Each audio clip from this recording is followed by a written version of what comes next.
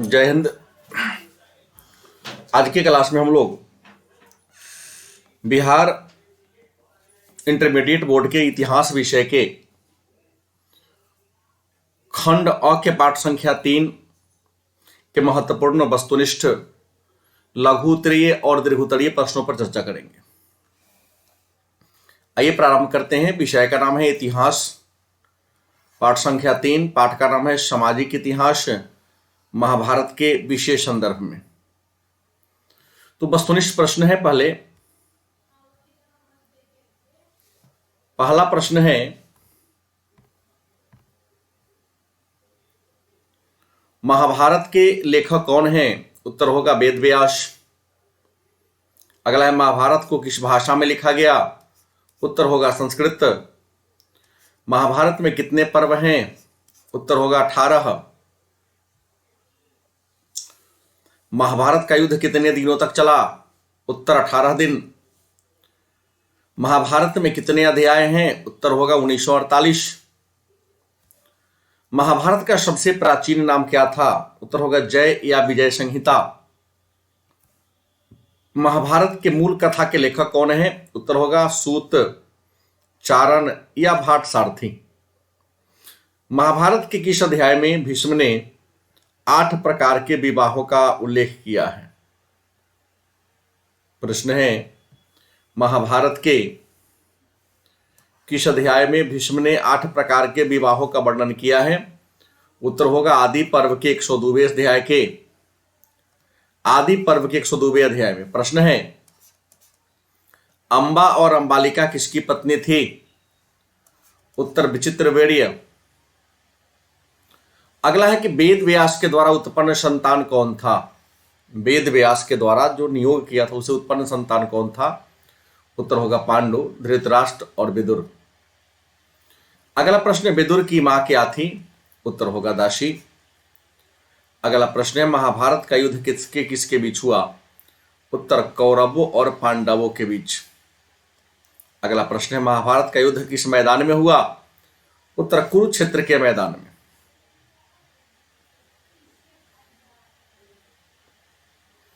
अगला प्रश्न है, महाभारत में किस वंश के कथा का वर्णन है? उत्तर होगा कुरुवंश। अगला प्रश्न है, कुरुक्षेत्र कहां है? उत्तर हरियाणा में। कुरुवंश की राजधानी कहां थी? उत्तर होगा हस्तिनापुर। अगला प्रश्न है, पांडवों की राजधानी कहां थी? उत्तर होगा इंद्रप्रस्थ। घटोत्कच किसका पुत्र था? उत्तर भीम का। घटोत्कच किसका पुत्र था? उत्तर होगा भीम का। भीम और हिडिंबा का विवाह कैसा विवाह था? उत्तर गंधर्व विवाह या प्रेम विवाह। अगला, द्रौपदी किसकी पत्नी थी? उत्तर पांडवों की। पांडव 5 भाई के थे, अर्जुन, भीम, युधिष्ठिर, नकुल, सहदेव। कर्मण्येवाधिकारस्ते मा फलेषु कदाचन गीता के किस अध्याय में वर्णित है? उत्तर होगा 2 अध्याय में। श्रीमद् भागवत गीता के महत्व पर विचार किसने दिया? महात्मा गांधी, बाल गंगाधर तिलक और विवेकानंद ने दिया था।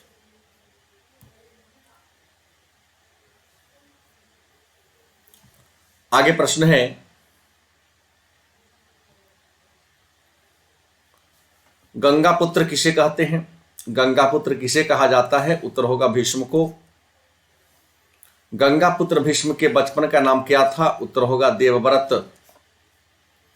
महाभारत के किस पर्व में वर्ण व्यवस्था का उल्लेख है? उत्तर शांति पर्व।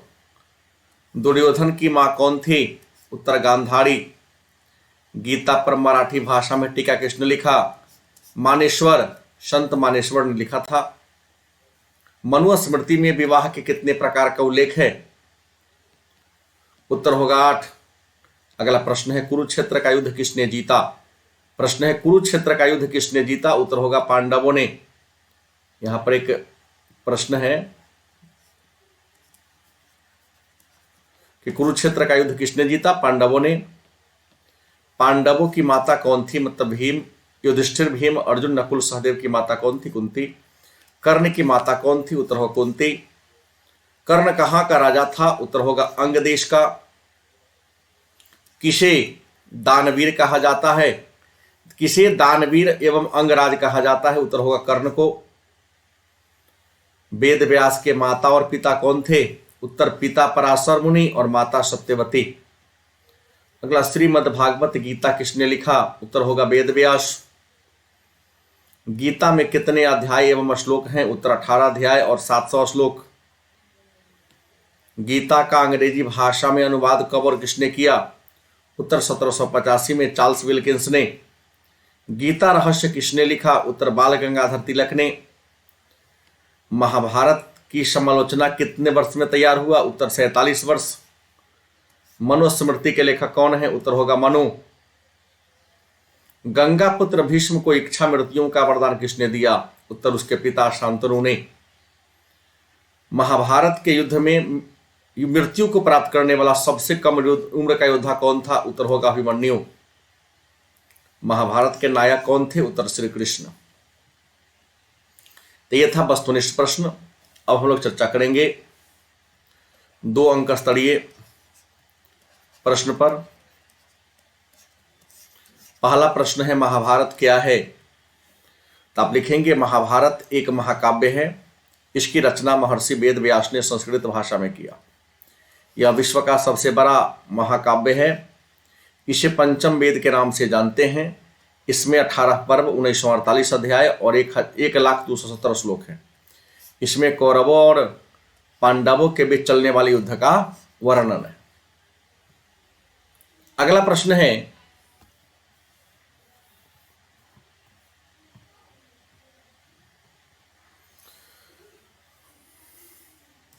महाभारत के सभी पर्वों का नाम लिखिए। महाभारत के सभी पर्वों का नाम लिखिए। हम लिखेंगे महाभारत में 18 पर्व हैं।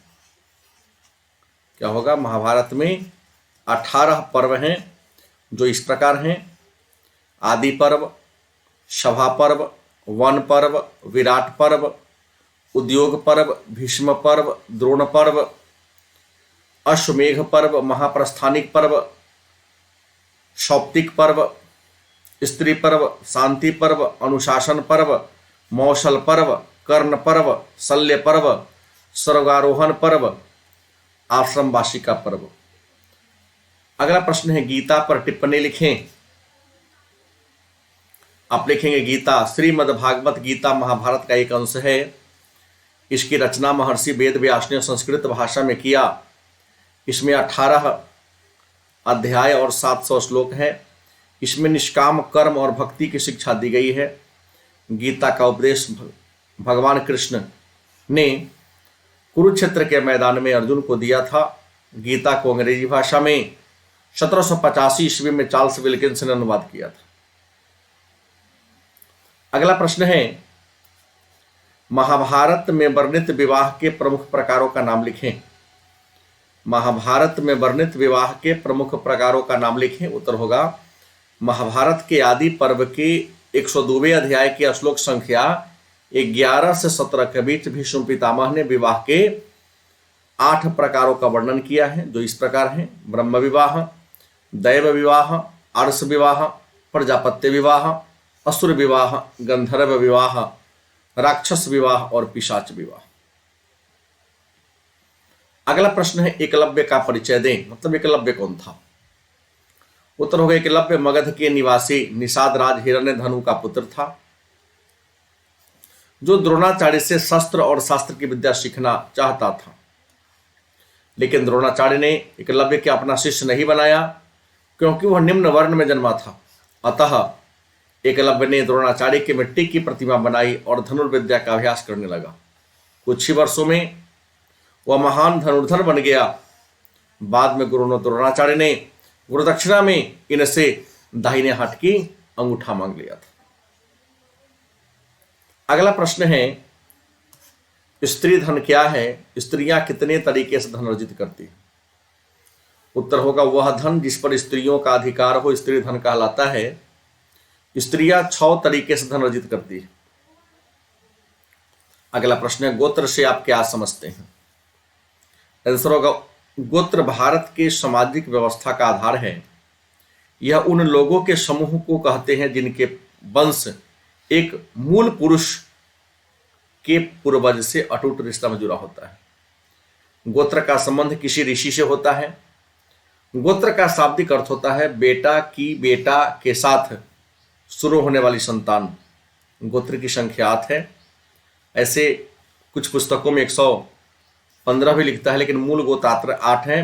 गौतम, भारद्वाज, जमदग्नि, वशिष्ठ, विश्वामित्र, कश्यप, अत्रि और अंगिरा। अगला प्रश्न है बहिर्विवाह क्या है? तो गोत्र के बाहर होने वाले विवाह को बहिर्विवाह कहते हैं। इसकी मूल विशेषता यह है कि यह गांव से दूर लेकिन समान जाति में होता है। अगला प्रश्न है वर्ण और जाति में अंतर बताइए। तो वर्ण और जाति में निम्नलिखित अंतर है। पहला अंतर है जाति व्यवस्था में परंपरा का महत्व दिया गया है, जबकि वर्ण व्यवस्था में परंपरा का अभाव है। दूसरा है वर्ण व्यवस्था का आधार कर्म है, जबकि जाति व्यवस्था का आधार जन्म है। तीसरा है जाति व्यवस्था संकीर्ण मनोवृत्ति का परिचायक है, जबकि वर्ण व्यवस्था प्रगतिशील विचारों का परिचायक है। अगला प्रश्न है कौरवों एवं पांडवों के बीच संघर्ष का मूल कारण क्या था? कौरवों एवं पांडवों के बीच संघर्ष का मूल कारण क्या था? उत्तर होगा कौरवों एवं पांडवों के बीच संघर्ष का मूल कारण राजसत्ता की प्राप्ति थी। अर्थात राजसत्ता का मूल उत्तराधिकारी पांडु का पुत्र युधिष्ठिर था, लेकिन अस्थायी राजा धृतराष्ट्र का पुत्र दुर्योधन बलपूर्वक उसे हड़पना चाहता था। यही कारण था कि महाभारत का युद्ध हुआ था कौरवों और पांडवों के बीच।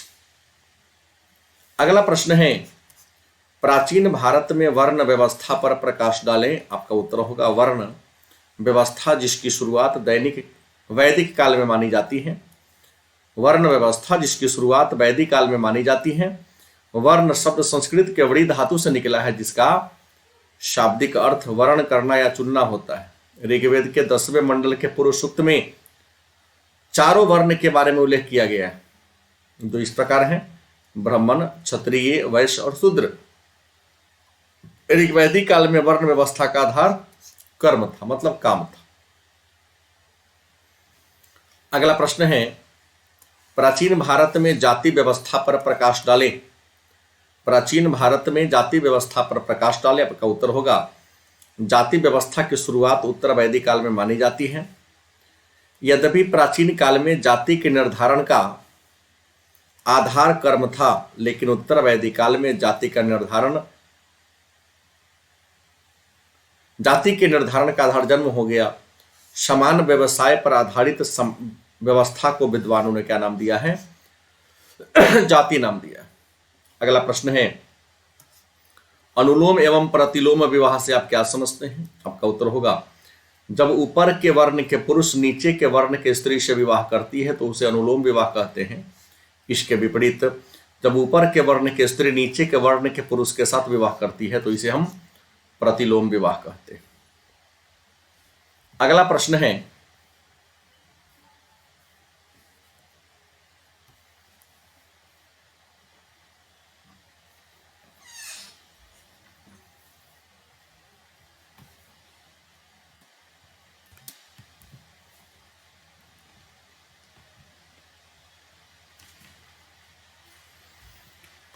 महाभारत का प्रश्न है महाभारत का समालोचनात्मक संस्करण किस प्रकार तैयार हुआ?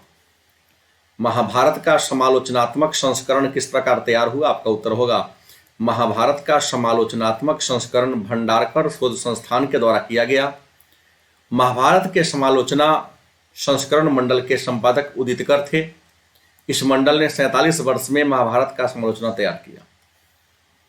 प्राचीन भारत की सामाजिक व्यवस्था को समझने हेतु इतिहासकारों ने प्रश्न अगला है प्राचीन भारत की सामाजिक व्यवस्था को समझने हेतु इतिहासकारों ने महाभारत का चयन क्यों किया? उत्तर होगा प्राचीन भारत की सामाजिक व्यवस्था को समझने के लिए इतिहासकारों ने महाभारत को इसलिए चुना क्योंकि महाभारत समाज के सभी पक्षों का उजागर करता है। महाभारत सर्वप्रथम बंधुत्व के बारे में जानकारी देता है, साथ ही सत्ता और संसाधन के लिए जो संघर्ष हुआ उस संघर्ष की कहानी की जानकारी देता है। धर्म और अधर्म के नाम पर जो युद्ध हुआ उस युद्ध में धर्म के विजय के बारे में उल्लेख करता है। साथ ही यह भी बताता है कि युद्ध का परिणाम हमेशा घातक होता है, अतः मनुष्य को हमेशा युद्ध से बचने का प्रयास करना चाहिए। महाभारत में विवाह और विवाह के प्रसंग के बारे में चर्चा है। स्त्रियों की स्थिति के बारे में चर्चा की गई है। महाभारत में जाति व्यवस्था और वर्ण व्यवस्था के बारे में चर्चा है। महाभारत में गुरु और शिष्य के बीच संबंधों का भी चर्चा किया गया है। अन्य सभी ग्रंथों की तुलना में महाभारत अधिक निष्पक्ष है और यह जीवन के हर पहलू के बारे में इसमें चर्चा है। इसलिए इतिहासकारों ने सामाजिक व्यवस्था को समझने के लिए महाभारत को चुना। और अगला प्रश्न है, जो अंतिम प्रश्न है, महाभारत के कथा वस्तु पर प्रकाश डालें, मतलब महाभारत की कहानी को संक्षेप में लिखें। आप लिखेंगे महाभारत, जिसके लेखक वेद व्यास हैं। इन्होंने महाभारत की रचना संस्कृत भाषा में किया। एक कथा के अनुसार हस्तिनापुर के गद्दी पर पांडु विराजमान थे, लेकिन पांडु की असामयिक मृत्यु हो गई।